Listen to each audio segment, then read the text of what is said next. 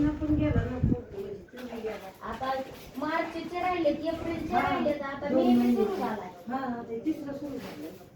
काय तर काय सरकारचं काय खरं खबर करतात काय माहिती. मग काय येते म्हणून मला तर आता नाही बरं हा, वाटत. कारण तिसरा महिना लागलाय ना. हा. बरं आहे आपलं लाईटीपेक्षा आहे का कसं नाही? पहिलं दाखवत आणि होतं. जायला पण आता याय ना. तुम्हाला तुम्ही डोळ्यात सुरू करायचं ना. डोल नाही ना मला आज जायला सुरू भेटत नाही काहून डोल. नाही भेटत? किती दिवस झालं त्याला पैसे हातात देऊन मी स्वतः कागदपत्र जाऊन आणले काढून मला 3 महिन्यात करतो डोळ्याचं ऐकलं.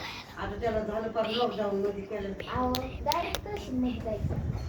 आपल्या कामामुळे बनवून तिथं तिथं थांबावं लागतं काय लगेच लय येडे येणं घालावं जाणं. लागते. किती येडे घालावं लागतात बरं या आता आणि या नंतर मग आता आपल्याला आहे का तेवढं रोजची गाडी खर्च तेवढं आहे. येणं परवडत परवडत नाही ते. मग आणि तिथं शेतूत जायचं तिथं विचारायचं. शेतीतच गेलते पण तिथं कसं आहे 4-4 2-2 तास जातात मिष्टीला उभा थांबायचं गर्दी असते गर्दी लय असते. आणि मग कामाचं रेट बसत नाही बा, असं होतं. पण आता ज्याला गरज आहे त्याला नाही, ज्याला नाही त्याला नाही भेटत आहे. हा ना आणि ज्याच्या 3-3 लेकरं सर्व्हिस केलं त्यांना दोन येतो. हा. सरकार या काळात डोक्यात आहे. काय करू मग?